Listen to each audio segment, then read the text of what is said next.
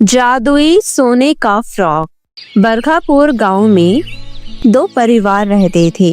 रामलाल का परिवार बहुत गरीब था, वहीं दूसरी तरफ जगदीश का परिवार बहुत अमीर था। दोनों की पत्नियां गर्भवती हो जाती है। जमुना, मैं चाहता हूँ कि हमारे घर पर एक बेटी पैदा हो। हम उसका नाम दुर्गा रखेंगे।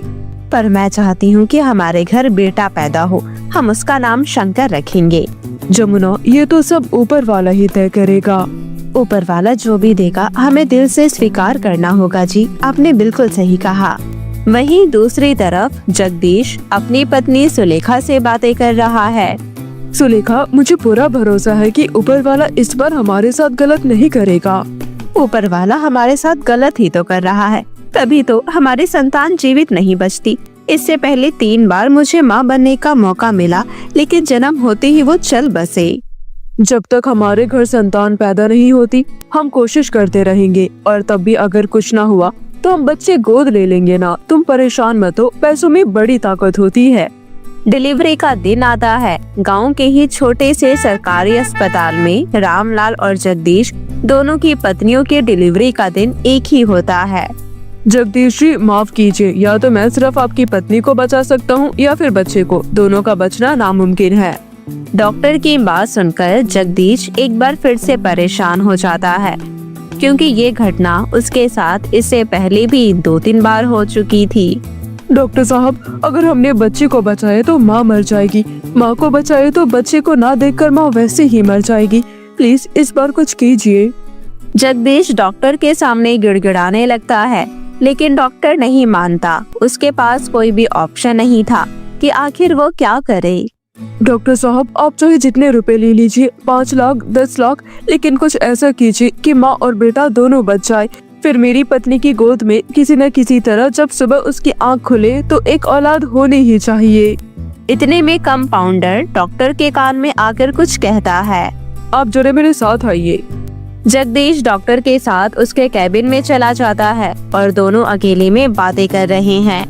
देखिए जगदीश जी, मेरे पास एक जुगाड़ है। लगता है ऊपर वाले ने कुछ इंतजाम करके भेजा है इस बार। जल्दी बताइए डॉक्टर साहब, आखिर क्या करना होगा मुझे? इसी अस्पताल में एक माँ ने 2 जुड़वा बच्चियों को जन्म दिया है। अभी तक उन्हें ये नहीं पता है। अगर आप चाहे तो एक बच्चे मैं आपको दे सकता हूँ, चुपके से, किसी को पता नहीं चलेगा। मैं तैयार हूँ डॉक्टर साहब। उस अस्पताल में रामलाल और जमुना की 2 जुड़वा बेटी पैदा होती है, लेकिन वो डॉक्टर चुपके से एक बेटी को जगदीश की पत्नी सुलेखा के वार्ड में सुला देता है। जब सुलेखा की आंख खुलती है तो वो अपने पास एक बच्ची को देखकर खुश हो जाती है। आज मैं बहुत खुश हूँ, ऊपर वाले ने मेरी सुन ली। इतने में वहाँ पर जगदीश आ जाता है। आज तो तुम खुश हो ना भाग्यवान, हमारे घर एक बेटी ने जन्म लिया है। मुबारक हो तुमको। आपको भी मुबारक हो। उधर रामलाल और उसकी पत्नी जमुना अपनी नवजात बेटी को लेकर घर आ जाते हैं। जमुना, दुर्गा बेटी तो बिल्कुल तुम पर गई है। हम अपनी बच्ची को बहुत ही नाजों से पालेंगे, इसे कोई भी तकलीफ नहीं होने देंगे। एक तरफ दुर्गा एक गरीब परिवार में बड़ी होने लगती है, तो वहीं दूसरी तरफ दुर्गा की बहन जानवी एक अमीर परिवार में बड़ी होने लगती है। गांव के सभी लोग एक ही स्कूल में पढ़ाई करते थे। दुर्गा और जानवी भी उसी स्कूल में पढ़ती थी, लेकिन दोनों इस बात से अनजान थी कि वो दोनों सगी बहनें हैं। जानवी, क्या तुम मेरी सहेली बनोगी? दूर हट मुझसे, तुम्हारी हिम्मत कैसी हुई मुझसे बात करने की? अगर मेरे माँ पापा को पता चल गया कि मैंने तुम जैसे भिखारिन से बात की है तो वो मुझे बहुत डांटेंगे। मैं भिखारी नहीं हूँ, तुम गलत समझ रही हो। मेरे माँ पापा ने सिखाया है, जितने भी गरीब लोग होते हैं सब भिखारी होते हैं। दुर्गा से उस स्कूल में कोई भी बात नहीं करता था, क्योंकि वो गरीब घर की लड़की थी। जानवी अपनी सहेलियों के साथ अक्सर रामू काका की दुकान पर समोसे खाया करती थी और दुर्गा दूर से उन्हें देखा करती थी। मेरा भी समोसे खाने का मन होता है, लेकिन मैं पापा से नहीं कह सकती, वो वैसे ही परेशान रहते हैं। अरे रामू काका, कभी कभी तो आप बहुत अच्छे समोसे बना देते हो, पर आज तो 1 नंबर की घटिया समोसे बनाए हैं आपने। नहीं खाने मुझे, फेंक दो सब लोग। जानवी और उसकी सहेलियां अपने अपने समोसे डस्टबिन में फेंक देती है और बिना पैसे दिए वहां से चले जाते हैं। दुकानदार उन्हें पुकारता रहता है, लेकिन वो एक नहीं सुनती। तभी दुर्गा कहती है, ये लोग तो खाने का इतना अपमान करते हैं, ऐसा बिल्कुल नहीं करना चाहिए।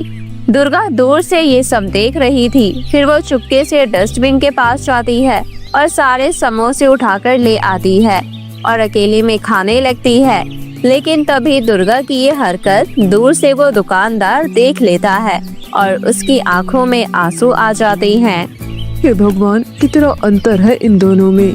दुर्गा के माता पिता खेतों में काम करके मजदूरी करके अपनी बेटी को पढ़ा रहे थे। वहीं दूसरी तरफ जगदीश की बेटी जानवी बहुत घमंडी हो चुकी थी, जबकि दोनों सगी बहनें हैं पर इस बात से अभी तक अनजान है। एक दिन स्कूल से छुट्टी होने के बाद जानवी अपनी सहेलियों के साथ दुर्गा से बातचीत करने की कोशिश करती है। अरे दुर्गा, तुम पैदल ही जाती हो क्या? हाँ, मैं तो रोज अकेली ही पैदल चली जाती हूँ क्योंकि मुझसे कोई बात ही नहीं करता। ओह, आज से तुम भी हमारे ग्रुप में शामिल हो जाओ। आज से हम सब दोस्त हैं। तुम सच कह रही हो? हाँ, मैं सच कह रही हूँ। हम सभी सहेलियां स्कूल के पीछे जंगल में अमरूद तोड़कर खाने जा रही हैं। क्या तुम हमारे साथ चलोगी? हाँ हाँ, क्यों नहीं, मुझे अमरूद खाना बहुत पसंद है। दुर्गा जानवी और उसकी सहेलियों के साथ स्कूल से थोड़ी दूर पर जंगल में चली जाती है। जानवी और उसकी सहेलियां अचानक धीरे धीरे चलने लगती है और दुर्गा बड़ी ही खुशी के साथ उछलते कूदते आगे आगे जंगल में चलती जाती है। अचानक दुर्गा किसी दलदल में फंस जाती है। बचाओ बचाओ, जानवी, मैं डूब रही हूँ। जानवी और उसकी सहेलियां जोर जोर से हंसने लगती है। बड़ा मजा आया। जानवी अपनी सहेलियों के साथ उस जंगल से चली जाती है। उसकी अनजान बहन दुर्गा उस दलदल में डूबने लगती है। वहाँ पर उसे बचाने के लिए कोई नहीं है। तभी अचानक पेड़ से एक पीले रंग का सोने का फ्रॉक दुर्गा के ऊपर गिर जाता है। उसे पकड़कर दुर्गा दलदल से बाहर आ जाती है। तभी अचानक वो पीले रंग का खूबसूरत फ्रॉक बोलने लगती है। आज के बाद तुम्हारी जिंदगी में कोई तकलीफ नहीं रहेगी। ये फ्रॉक तो बोल रही है। हाँ दुर्गा, मैं ही बोल रही हूँ। मैं सोने की फ्रॉक हूँ। इस फ्रॉक में एक पॉकेट है। इससे जितना भी धन निकालती जाओगी कभी कम नहीं पड़ेगा और जब तक ये फ्रॉक तुम्हारे घर में रहेगा तब तक पूरा परिवार संपन्न रहेगा। दुर्गा सोने का फ्रॉक लेकर सीधा अपने घर चली जाती है और अपने माता पिता को सारी बात बताती है। उसके बाद वो लोग बहुत धनवान हो जाते हैं, अच्छे घर में रहने लगते हैं। एक दिन दुर्गा अपने माता पिता के साथ कार में बैठकर कहीं जा रही थी। तभी जानवी की नजर उस पर पड़ जाती है। ये तो दुर्गा है। दुर्गा, दुर्गा! जानवी जोर जोर से दुर्गा को पुकारती है। उसकी आवाज सुनकर दुर्गा के पिता अपनी कार रोक देते हैं। जानवी उसके पास आ जाती है। दुर्गा, तुम तो पूरी तरह से बदल गई हो। तुम इतने दिन से स्कूल क्यों नहीं आ रही थी? उस जंगल वाली घटना के बाद मुझे बहुत पछतावा हुआ। मैं दोबारा वापस आई थी लेकिन तुम मिली ही नहीं। मैं तुमसे माफी मांगना चाहती हूँ। मेरे पापा ने दूसरे स्कूल में मेरा एडमिशन करवा दिया था, इसलिए मैं अब उस स्कूल में नहीं आती हूँ और तुम मुझसे माफी मत मांगो। बच्चे तो ऐसी हरकतें किया ही करते हैं, उसमें बुरा मानने वाली क्या बात है? तभी दुर्गा के पिता रामलाल कहते हैं। किस बात की माफी मांग रही हो बेटी? अरे कुछ नहीं पापा, हम लोग खेल रहे थे। जानवी ने उस खेल में बेईमानी कर ली थी, उसी की माफी मांग रही है और कुछ नहीं। इतने में वहाँ पर जानवी के पिताजी जगदीश भी आ जाते हैं। उनकी हालत अब पहले से बहुत खराब हो चुकी थी। उनका सारा धंधा चौपट हो चुका था। इस वजह से अब वो लोग गरीब हो चुके हैं। जानवी, तुम यहाँ क्या कर रही हो? पापा, ये मेरी सहेली है दुर्गा और ये उनके माता पिता है। दुर्गा के माता पिता को देखकर जगदीश उन्हें पहचान गया। फिर वो दुर्गा के पिता रामलाल से कहता है, क्या मैं आप लोगों से कुछ बात कर सकता हूँ? हाँ हाँ, क्यों नहीं भाई साहब। मुझे पैसों का बहुत घमंड हो गया था, इसलिए मेरा सारा बिजनेस चौपट हो चुका है। मैं सब कुछ पैसे को ही मानता था। एक बात मैं आपको बताना चाहूँगा, वरना मेरे अंदर वो एक बोझ सा हमेशा बनकर रहेगा। आखिर ऐसी क्या बात है जो आप मुझे बताना चाहते हैं? मैं आपका कर्जदार हूँ। उस दिन आपके घर एक नहीं बल्कि जुड़वा बेटी पैदा हुई थी। अगर आप चाहे तो डॉक्टर से पूछ लीजिए। मेरी पत्नी का मिसकैरेज हो गया था, लेकिन ये बात मैंने उससे छुपा ली और डॉक्टर को 5 लाख रुपए देकर चुपके से आपकी एक बेटी मैंने ले ली। इसका मतलब दुर्गा और जानवी सगी बहनें हैं। हाँ भाई साहब। क्या दुर्गा मेरी बहन है। मैं बहुत खुश हूँ पापा, मैंने अपनी बहन के साथ कितना गलत किया। तो इस तरह से दोनों बहनों को पता चल जाता है कि वो दोनों सगी बहनें हैं। रामलाल जगदीश के बिजनेस में उसकी मदद करता है और दोनों परिवार एक साथ मिलकर रहने लगते हैं।